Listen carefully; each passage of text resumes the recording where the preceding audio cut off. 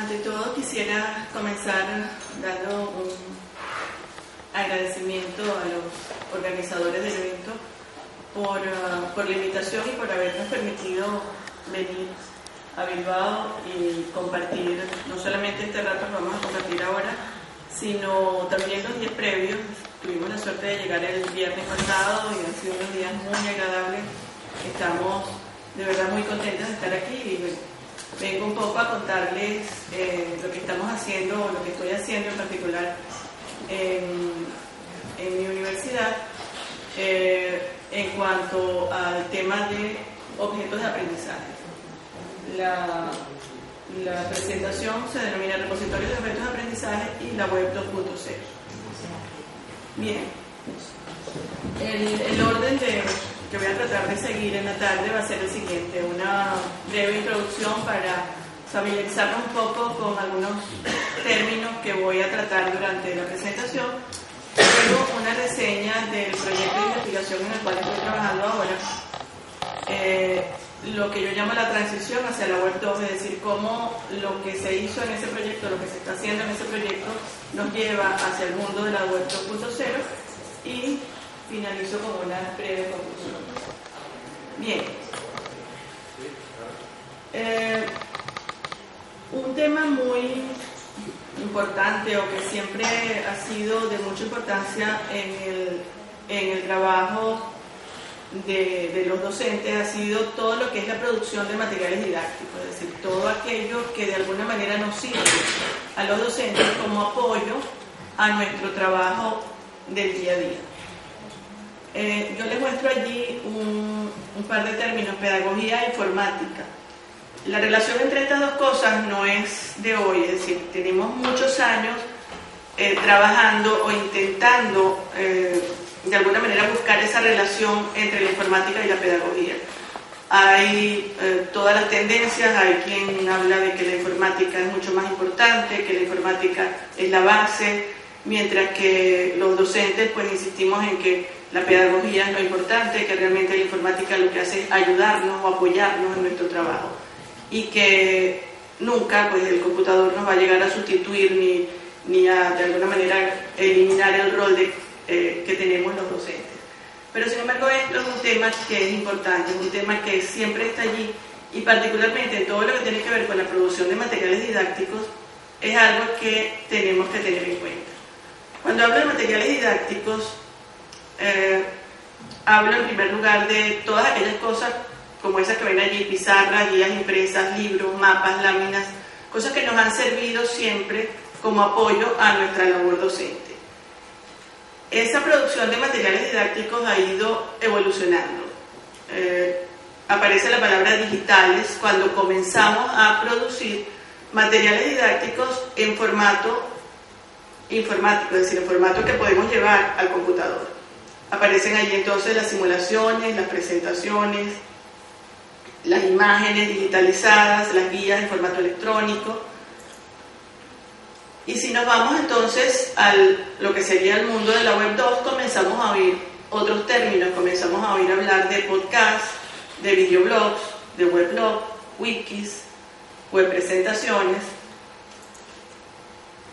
Tenemos, por ejemplo, en el caso de los podcasts, muchos sitios, muchos lugares en internet donde podemos encontrar cantidad de materiales en formato que podemos obtener gratuitamente. Este sitio que está aquí, por ejemplo, que es el famoso iTunes, el sitio de trabajo del iPod, donde conseguimos todo o hacemos todo para el iPod, tiene una sección de podcast gratuitos. Es decir, no todo es realmente comercial. Tenemos también sitios como este en donde podemos encontrar muchos de estos materiales. Tenemos el weblogs, en cuanto a videoblogs, donde tenemos también posibilidades de obtener y trabajar con videoblogs.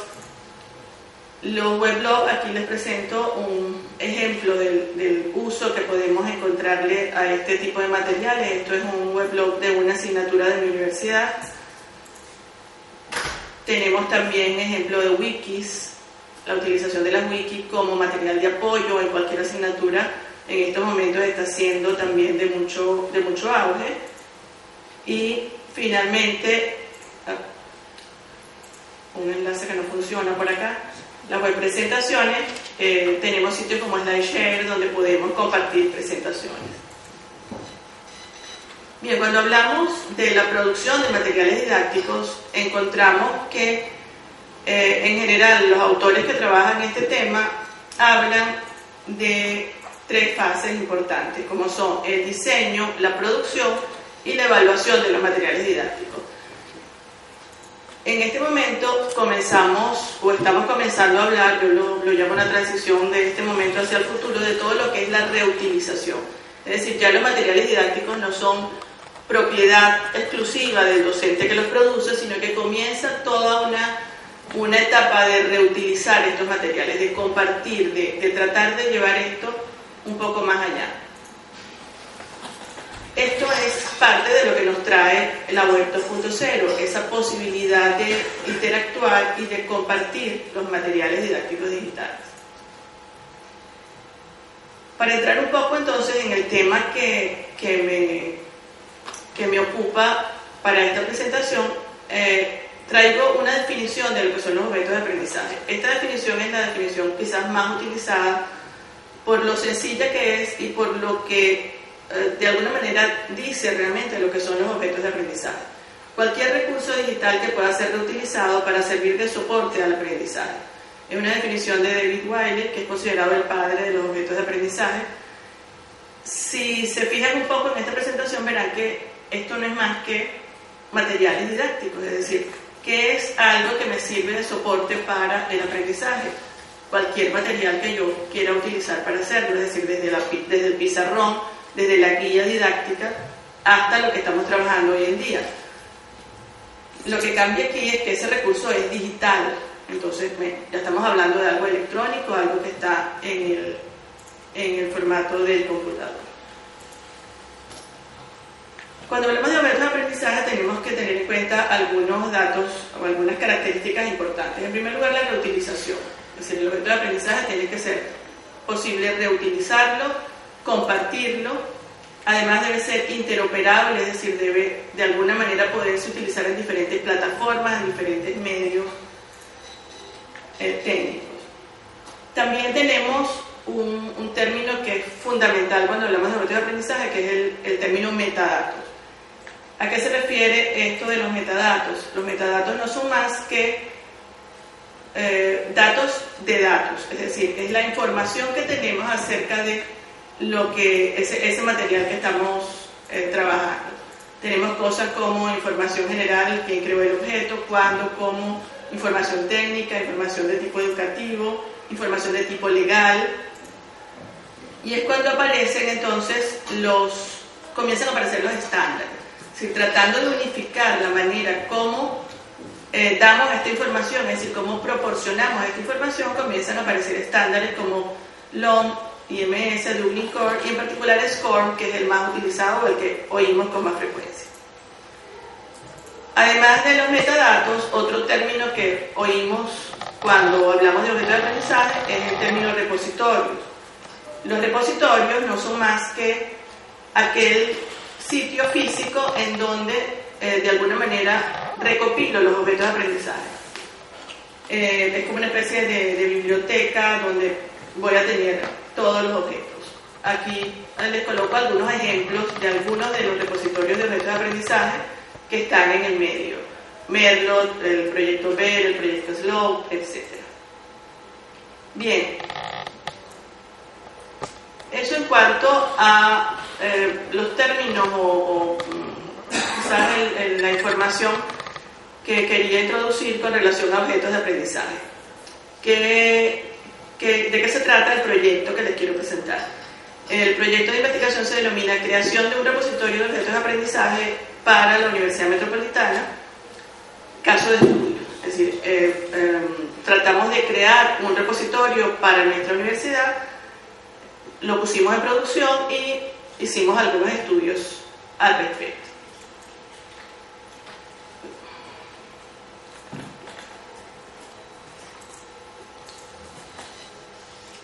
Bien, para comenzar quisiera ambientar un poquito, hablar un poquito de mi universidad. La Universidad Metropolitana es una universidad de carácter privado, relativamente pequeña, tiene una población cercana a los 7.000 estudiantes entre pregrado y posgrado.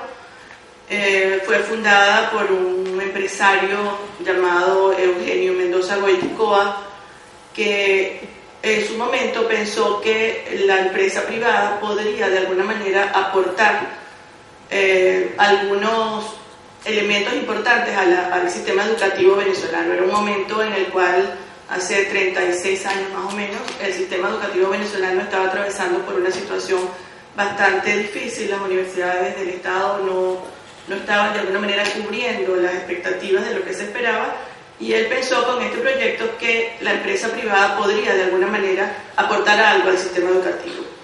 De allí nace nuestra universidad. Está en un sitio privilegiado al pie del Ávila, del Cerro del Ávila de Caracas, y una de las cosas que nos ha caracterizado es el estar en constante revisión de nuestros planes académicos, de la forma como tratamos de hacer las cosas. Esto nos llevó a crear o a plasmar algo que nosotros llamamos nuestro modelo educativo, que es el modelo que se denomina modelo ACAT, aprendizaje colaborativo en ambientes distribuidos. Este modelo de alguna manera integra el uso de la tecnología como apoyo a todo el proceso educativo. Esto nos ha llevado a la utilización de diferentes plataformas de apoyo. En este momento tenemos una plataforma propia que se desarrolló en la universidad bajo ambiente de código abierto, que compartimos con otras instituciones, y el uso de estas plataformas, y por eso es que hago esta introducción, nos llevó a una situación bastante particular, que es la producción de muchos materiales didácticos en formato digital. Es decir, los docentes están trabajando en plataformas y están muy abocados a producir materiales de apoyo en formato digital. Esto, de alguna manera, estos materiales están dispersos en las diferentes facultades, entre los diferentes departamentos, y se estaba buscando alguna manera de integrar esto, de tener un lugar físico donde pudiéramos tener esos materiales organizados, clasificables, etc. Y es por eso entonces que se piensa en los objetos de aprendizaje. Pensamos en un repositorio de objetos de aprendizaje como una especie de biblioteca virtual donde podemos tener elementos de diferentes tipos, desde texto, imágenes, video, sonidos, pero con la característica de un buscador, es decir, con toda la potencia que nos dan buscadores como Google, Yahoo, etc. Es decir, poder tener allí agrupados materiales de todo tipo, pero con facilidades de recuperación. Esta fue la pregunta que nos hicimos, o la pregunta sobre la cual comenzamos a trabajar. ¿Es posible crear un repositorio de objetos de aprendizaje que permita a un grupo de profesores del Departamento de Programación y Tecnología Educativa, en este caso, interactuar de manera efectiva con el mismo? Para ello, comenzamos haciendo una revisión teórica bastante exhaustiva de las cosas que nos parecía que eran importantes en ese momento, como era, en primer lugar, la definición. ¿Por qué? Porque no hay una sola definición de objetos de aprendizaje. Una de las cosas que hace difícil trabajar el tema de objetos de aprendizaje es que los diferentes entes o las diferentes personas que trabajan alrededor de este tema, hay diferentes definiciones. Hay definiciones que van mucho más hacia lo técnico, hacia la importancia, por ejemplo, de la interoperabilidad y la importancia de las plataformas, y otras definiciones como la de Wiley que van mucho más hacia lo docente, hacia la importancia educativa que tiene el objeto de aprendizaje. Repasamos también cosas como las características, la taxonomía, es decir, de qué manera podemos clasificar los objetos de aprendizaje, lo que es o lo que pueden ser los metadatos, cuáles son los metadatos, la forma de agruparlos, los metadatos educativos, y finalmente los estándares, que es un tema importantísimo. En el tema de los estándares quiero resaltar un estándar que no es muy conocido y que realmente ha sido bastante interesante el trabajo con él, que es el estándar denominado Access for All. Tiene que ver con de qué manera clasificar o etiquetar los objetos de aprendizaje pensando en las personas con algún tipo de discapacidad. discapacidad auditiva, visual, etcétera, cosas que normalmente dejamos de lado y que no están presentes en los estándares tradicionales como SCORM o Dublin Core. Entonces pensamos que la mezcla o el unir esas cosas puede ser bastante interesante. En cuanto a los repositorios de objetos de aprendizaje, pues trabajamos cosas como la interoperabilidad, la granularidad, es decir, el tamaño de los objetos de aprendizaje, y tuvimos de alguna manera que pasearnos un poco por todos los antecedentes, es decir, qué cosas se han hecho con relación a objetos de aprendizaje y cuáles son los principales repositorios que existen. También, por supuesto, tuvimos que revisar a fondo pues, el nuevo rol del docente ante la incorporación de las TIC. Ese es un tema muy estudiado, hay muchísima literatura al respecto, pero para nosotros era importante sobre todo la comparación de lo que se hace a nivel mundial o a nivel general, lo que se piensa aquí en España, en Estados Unidos, en diferentes países, y lo que está sucediendo en particular en nuestro país. Nosotros estamos en este momento atravesando por situaciones políticas y situaciones de vida bastante particulares, lo cual afecta directamente a nuestro sistema educativo y todos los cambios que se están dando en cuanto a regulaciones, a leyes, etcétera, lo cual es importante al momento de uno pensar en crear cualquier proyecto como este del repositorio de objetos de aprendizaje. También el tema del diseño y producción de materiales didácticos digitales. Allí vemos autores conocidos como Cabero, Area, Salinas, etcétera, autores españoles muy importantes que han trabajado muy a fondo el tema de diseño y producción de materiales didácticos digitales. Y finalmente un tema sumamente importante que nos hizo reflexionar mucho en el momento en que estábamos en la producción del repositorio, que fue un tema que sacó justamente David Wiley, que se refería a la muerte de los objetos de aprendizaje, a la posible muerte de los objetos de aprendizaje. Él hablaba allí de, que creo que es un tema que es muy importante, de la muerte con relación al concepto original que él planteó, es decir, el concepto de objetos de aprendizaje se ha ido por se puede decir, por una vía muy técnica, muy hacia lo tecnológico, y se ha olvidado la base educativa realmente que tiene el objeto como tal. Esto para él era el planteamiento de fondo, es decir, ha muerto en cuanto ha muerto el concepto base de lo que es un objeto de aprendizaje. Para nosotros fue muy importante porque nos permitió un momento de reflexión, de análisis y sobre todo de estructuración de las definiciones para poder seguir en el proyecto. Los objetivos que nos planteamos en ese momento fue, en primer lugar, diseñar, implantar y validar un repositorio. Esto implicó todo un trabajo técnico de programación, es decir, de diseño y de implantación del repositorio para poder después pasar a los segundos objetivos, que serían estudiar cómo es o cómo puede ser la reacción de los docentes ante el trabajo con un repositorio de objetos de aprendizaje. Creo que vamos a tener en el transcurso de las jornadas oportunidad de ver algunos ejemplos. Mañana creo que se presenta el proyecto Agrega, que es un trabajo con un repositorio, y creo que es importante de alguna manera estudiar cuál es la presencia o qué es lo que piensan los docentes ante un proyecto como este. En cuanto al desarrollo de la investigación, pues tuvimos tres fases importantes: una primera fase instrumental, una fase de evaluación de actitudes y una fase de investigación. En la fase instrumental, todo lo que fue el comprender la importancia del problema que estábamos tratando, la revisión del estado del arte, un poco el resumen de lo que acabo de hablarles, el proceso de sensibilización de los docentes, si se hizo necesario ir un poco más allá de sencillamente plantearle a los docentes el proyecto, ya que había cierto desconocimiento de la terminología, de todo lo que se refiere a objetos de aprendizaje, y se hizo necesario entonces diseñar y ejecutar un taller virtual para familiarizar a los docentes con estas cosas. El taller de objetos tenía más o menos este aspecto. Se trataron cosas como la definición, la importancia de los estándares, lo que son los repositorios. Se hizo que los docentes trabajaran con repositorios para que vieran lo que eso significaba, y la evaluación de objetos de aprendizaje.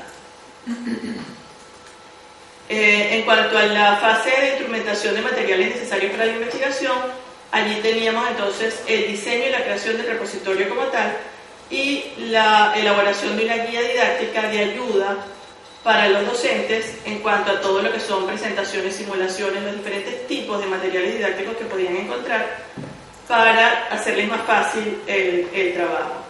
Este es el aspecto del repositorio que se diseñó. tenemos una serie de entradas a toda la parte de trabajo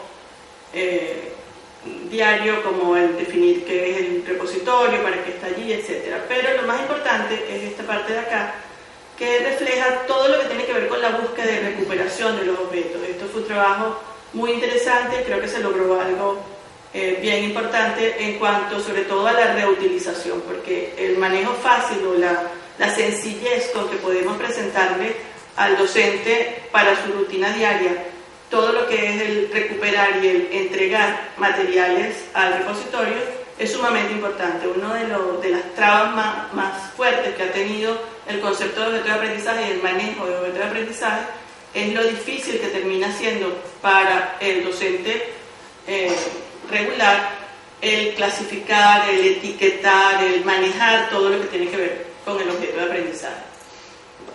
Bien, la segunda etapa de nuestra investigación se refiere a todo lo que es la evaluación de actitudes y expectativas. Aquí tuvimos que medir, por un lado, cuál era el conocimiento que tenían los profesores acerca de los objetos de aprendizaje y tratar de determinar si estaban o no listos para usar el repositorio.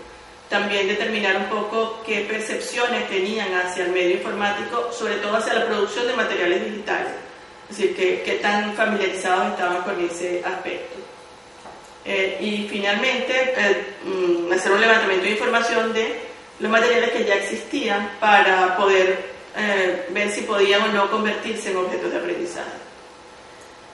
Finalmente, entonces, tenemos la fase de investigación en la cual trabajamos ya con el repositorio, es decir, una vez montado el repositorio, listo para su interacción con los docentes, procedimos entonces al registro de los docentes, a la carga y revisión y evaluación de objetos y sobre todo a la participación en un weblog para todo lo que es la parte interactiva del trabajo. Este trabajo con el weblog nos permitió hacer una revisión y análisis de todo lo que los docentes, la percepción que tenían los docentes con relación al trabajo. Y finalmente cerramos con unas entrevistas individuales en donde pues logramos de alguna manera descubrir las percepciones finales de los docentes. En cuanto a los resultados, aquí está más o menos un esquema de lo que hicimos, ¿no? Un primer cuestionario como una primera aplicación que nos permitió descubrir que los docentes de alguna manera pues no tenían un conocimiento profundo de toda la conceptualización de objetos de aprendizaje. Una segunda aplicación después del taller para, al comparar estos resultados, pues descubrir de alguna manera si estábamos listos para trabajar con el repositorio. El cuestionario número 2 para ver qué tanto los profesores estaban preparados para trabajar o cómo veían el trabajar con materiales didácticos. Luego, todos estos resultados, pues una primera fase de triangulación y luego lo que tiene que ver con el repositorio como tal. Lo que vaciamos del weblog, las entrevistas individuales, y esto nos llevó entonces a los resultados definitivos. Aquí está un resumen de los resultados que encontramos. En la primera aplicación encontramos un grupo de docentes medianamente motivados y con pocos conocimientos de los conceptos más importantes. Una vez aplicado el taller, eso mejoró, los docentes ya estaban preparados para trabajar con el repositorio. Y al comparar esos resultados, pues descubrimos que estábamos listos para comenzar a trabajar con el repositorio. En el caso del cuestionario número 2, pues docentes que tenían acceso a Internet podían trabajar sin duda con los materiales que estábamos presentando y veían realmente el trabajo con materiales didácticos como un trabajo útil, educativo, que ahorraba tiempo. Es decir, una situación bastante favorable para nuestro proyecto. En todo lo que tiene que ver con el weblog, también encontramos expresiones de alta satisfacción, personas que estaban muy dispuestos a trabajar. Y esto es algo en lo que sí quisiera apoyarme un poco. Cuando se hicieron las entrevistas individuales, se descubrieron cosas como las que están allí. El docente de alguna manera expresa lo importante de la reutilización. Es decir, el concepto de reutilización es algo que, aunque tiene detrás toda la parte de derechos de autor, todo lo que tiene que ver con la parte legal, es la percepción que tiene el docente es lo más importante, es decir, si el docente está dispuesto o no realmente a reutilizar los materiales de otro y a permitir que sus materiales también sean reutilizados. El ver, por ejemplo, el hecho de tener un repositorio de objetos de aprendizaje, el poder ver allí los materiales que se han producido, el poder utilizarlos en las clases, poder utilizarlos en las experiencias propias, disminuye la duplicidad en la producción de materiales. Ellos descubrieron, hubo momentos en que descubrieron que había materiales producidos por otros docentes de la misma área en temas que ya estaban trabajados, es decir, había 3, 4, 5 cosas de lo mismo, del mismo tema, sencillamente con enfoques diferentes o con presentaciones en formatos distintos. Si se conocen esas cosas, es decir, si se pueden compartir, esto permite, por supuesto, mayor disponibilidad de tiempo para el docente, para otras cosas, y además un mejor trabajo y mejor calidad al momento de estar con sus alumnos. Por supuesto, apoya el proceso de aprendizaje de los alumnos, porque también en el repositorio no están solamente los materiales para los docentes, están disponibles para los alumnos. Los estudiantes también pueden entrar ahí y ver materiales de apoyo que pueden complementar las clases que ellos puedan recibir. Permite el apoyo y, por supuesto, mejora la organización. Bien, en cuanto a las conclusiones finales, pues por supuesto, en primer lugar revisamos los objetivos, vimos que pudimos diseñar, implantar y validar, el repositorio está listo, está funcional, está actualmente alojado en un servidor de nuestra universidad y los profesores están trabajando con él. Con relación a los objetivos, pues también todo lo que tiene que ver con estudiar cuál fue la actitud de los profesores, pues podemos decir que los profesores realmente trabajan a gusto con el repositorio y se ha logrado sobre todo esa cultura de reutilización que nos permite pues apoyarnos unos a otros y trabajar con mayor eficiencia en muchos momentos. En cuanto a otro tipo de conclusiones que no tienen que ver con lo que nos planteamos al inicio, con lo que comenzamos a trabajar, en el momento que terminamos o que el proyecto estuvo, se puede decir, listo, que terminaron de analizar los resultados, nos planteamos retos en cuanto a la web 2, es decir, ¿qué está pasando con la web 2.0?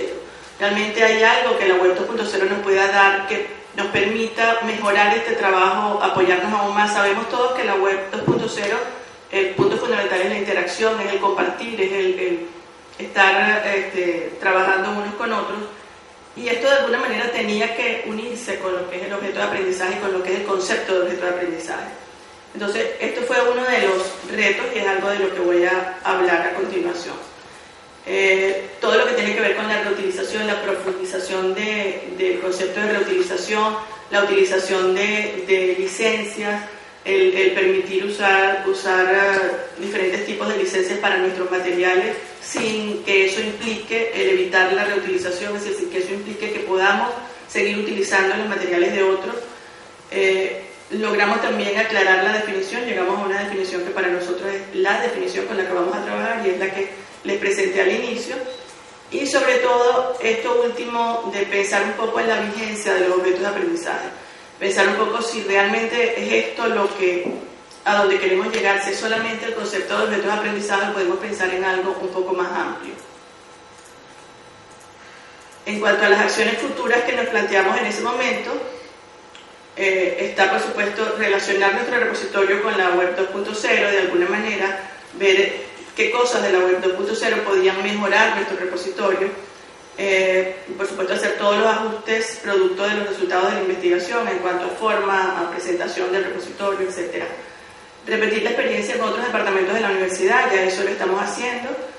Entregar el código de ROA, el repositorio se desarrolló en código abierto, como ya les dije, y el código del repositorio pues, se ha distribuido a otras entidades, no solamente de nuestra universidad, sino de otras universidades, para que con ese código de base puedan hacer modificaciones y utilizarlo para otros fines.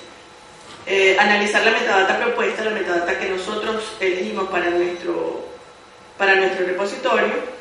Tratar de incorporar el estándar Access for All, también estamos trabajando en eso. Y diseñar un modelo de seguridad informática para el repositorio. Bien, el tercer punto que quería tratar es entonces la transición hacia la web 2.0, es decir, ¿Qué estamos haciendo para dar este paso del trabajo con el repositorio de objetos de aprendizaje hacia lo que es la web 2.0?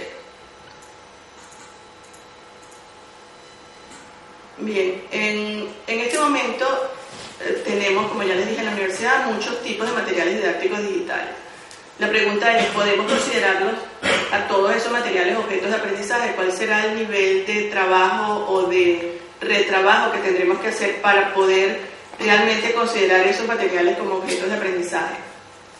Y la pregunta fundamental es ¿qué nos trae el mundo de la web 2? Es decir, ¿qué cosas tiene la web 2 que podamos nosotros entonces añadir a todo esto que hemos hecho? Bien, cuando comenzamos entonces a tratar de ver otras cosas, aparece el concepto de recursos educativos abiertos. Es un concepto que de alguna manera está muy relacionado con el concepto de objetos de aprendizaje, pero que abarca muchísimo más. Es mucho más amplio y, no sé, es mi parecer, pienso que es hacia esto, hacia lo que deberíamos ir. Tiene mucha relación con todo lo que hablamos de educación abierta, de sistemas abiertos. Si leemos el concepto aquí abajo, la definición dice: recursos para enseñanza, aprendizaje e investigación que residen en un sitio de dominio público o que se han publicado bajo una licencia de propiedad intelectual que permite a otras personas su uso libre con propósitos diferentes a los que contempló su autor.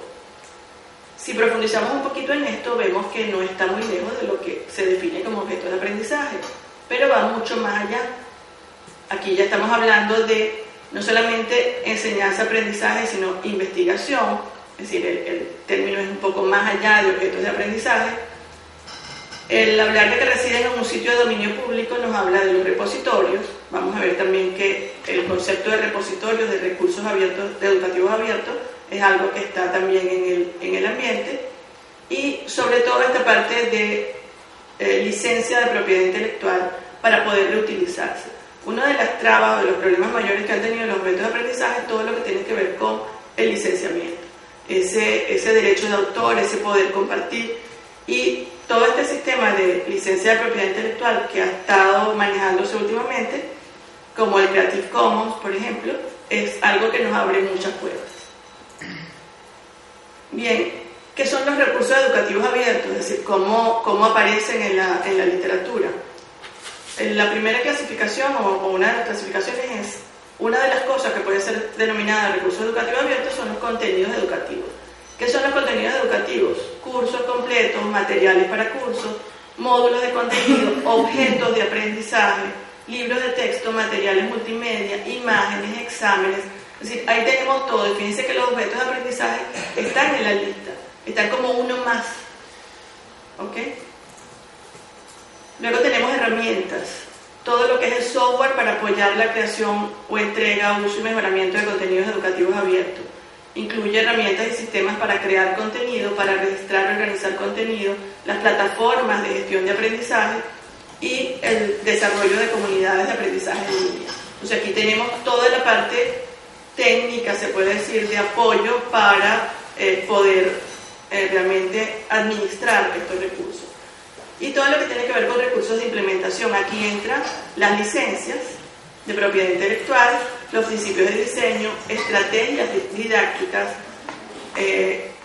Y coloco aquí una frase que es muy importante. Por lo general, quienes crean recursos educativos abiertos permiten que cualquier persona use sus materiales, que los modifique, que los traduzca a los mejores y además que los comparta con otros.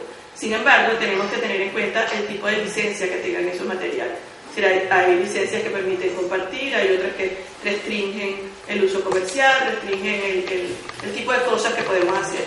Pero realmente, teniendo en cuenta esas licencias, pues creo que es un trabajo muy interesante y de un provecho enorme lo que podemos sacar de los recursos educativos abiertos.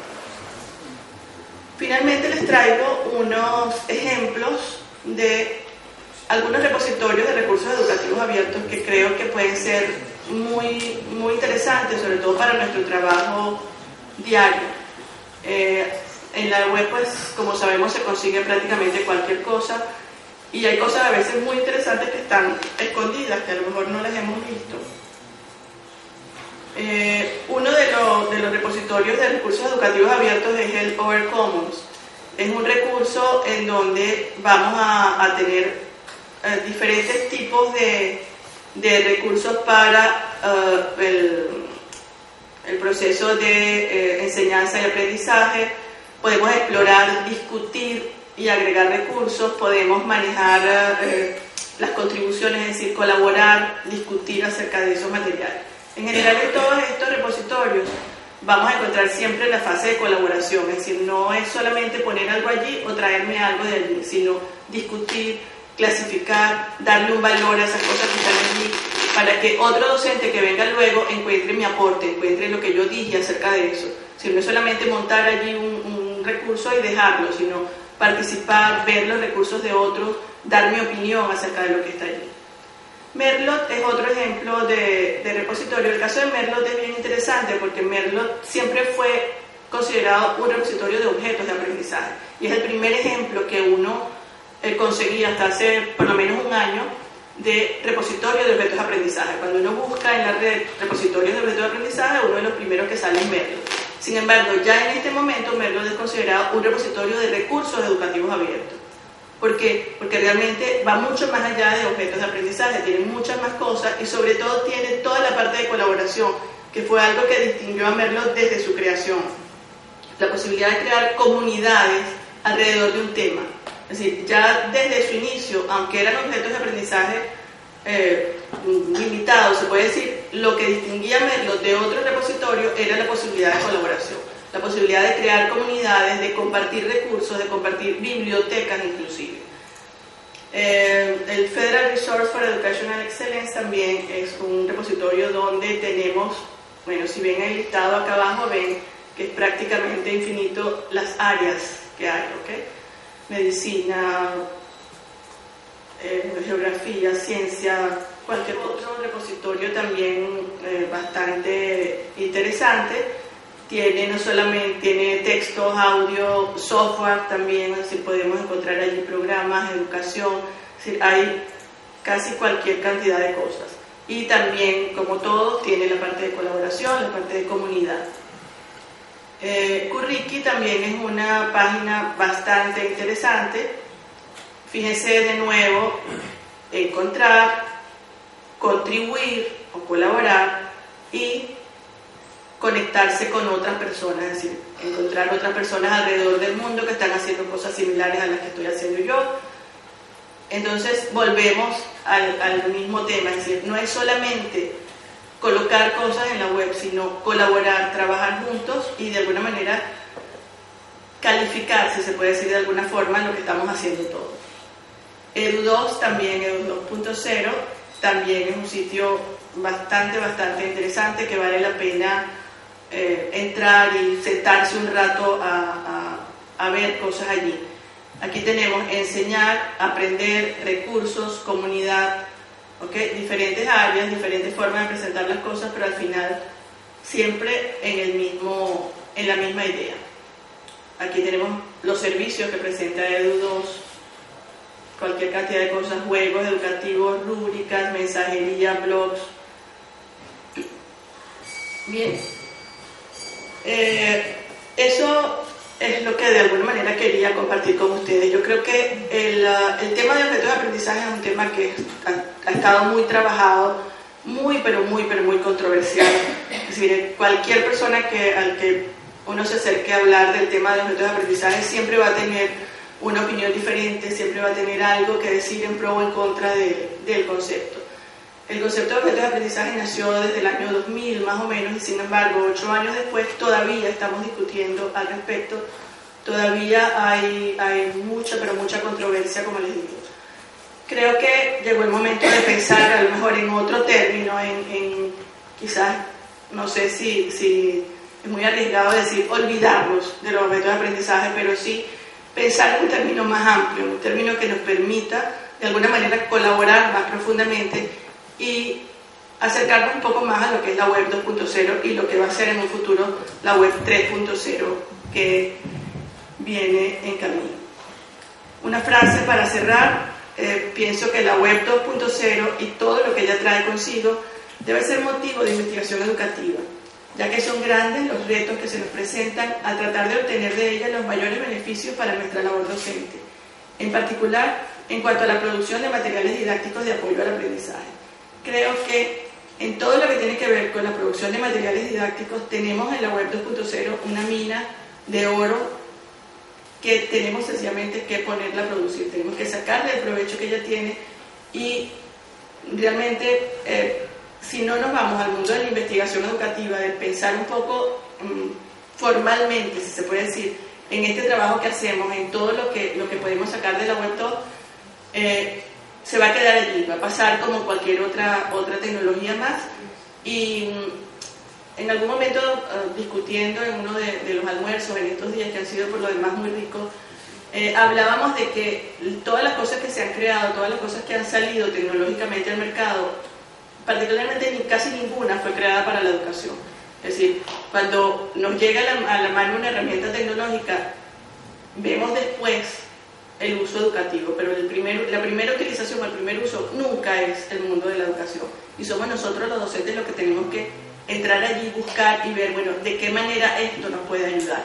Y creo que la web 2.0, la colaboración social, todo lo que tiene que ver con ese mundo de interactuar es sumamente rico y tenemos realmente que proponernos sacarle todo el provecho que ella nos puede dar.